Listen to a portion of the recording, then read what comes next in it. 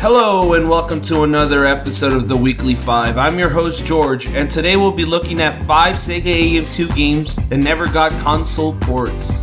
This list will consist of 5 games that I want home releases for the most. So let's stop wasting time and let's get to it.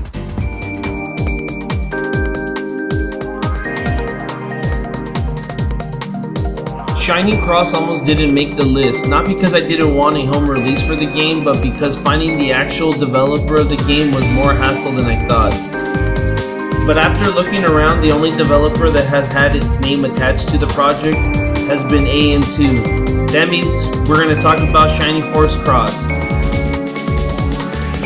Shining Force Cross takes the Shining franchise in an all-new action RPG direction focused on fighting with others and completing runs.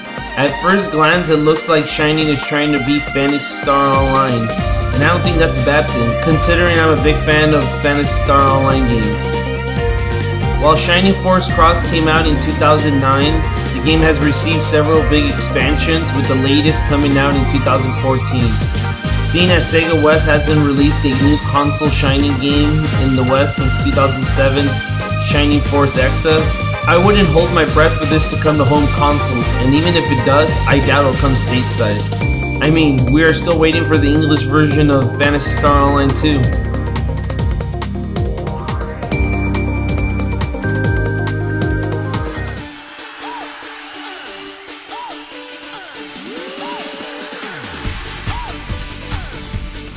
Scud Race, or Sega Super GT as it is known in America, is an AM2 racer, and one of the big AM2 racers that was produced and directed by Toshihiro Nagashi, who would later go on to create Super Monkey Ball and the long-running Yakuza franchise. Scud Race actually had a port plan for the Sega Saturn, and just like Virtua Fighter 3, it got moved over to the Dreamcast.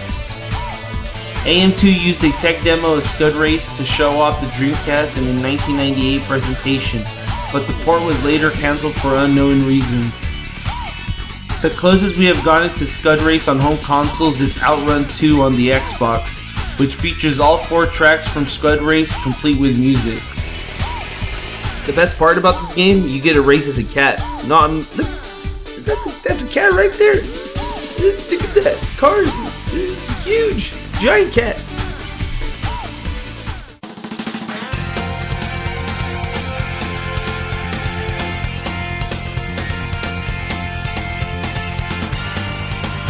I consider Daytona USA to be one of the defining arcade races of the 90s, and it got its fair share of home ports, some not so great, and a few that did the game justice. But it's crazy to think that its sequel, Daytona USA 2, never got a home port. Daytona USA 2 is a weird title as it dropped its mascot, the Hornet stock car, for the ability to choose between 3 different cars and features 3 brand new courses. Daytona USA 2 received an update the same year it was released called Daytona USA 2 Power Edition, which added a brand new 4th course to racing called Challenge Course, and also included the Hornet vehicle, which made its comeback. Yay!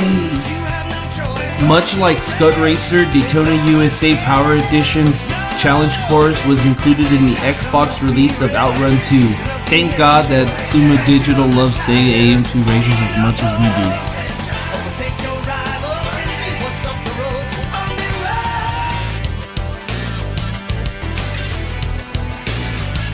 Virtua Cop 3 came out in 2003 in the arcades and built on the gameplay introduced in the last previous 2 games. Not only is the game sporting a brand new graphics engine and running on brand new arcade hardware, it also added a new slow motion mechanic system called ES mode that lets you slow down time and take out multiple enemies. The game also introduced the ability to toggle between weapons, unlike the first game that restricted you to use a single weapon at the same time. Since Virtua Cop 3 ran on the Sega Chihiro board, which is based on the architecture of the Xbox, it had an Xbox port in the works.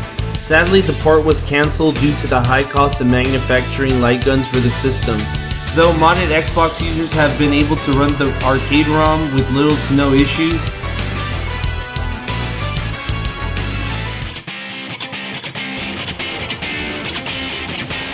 Border Break is a badass third-person mech action shooter released in the arcades back in 2009 and was actually a big success for Sega.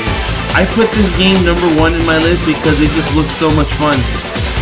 The game takes 2 squads, each made up of 10 members, and has them go up against each other in various locations with objectives of destroying the opposing enemy's energy reactor core. The game has a multitude of classes, upgradable parts, and focus on teamwork to get specific goals done. This is perfect for today's online gaming community. Let's face it, the online console world needs more mech action games, and this is a perfect candidate to fill that void.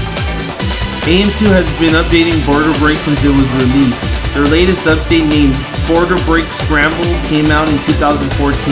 It's nice that Sega is committed to this game in arcades. I mean, but what about us console gamers, huh?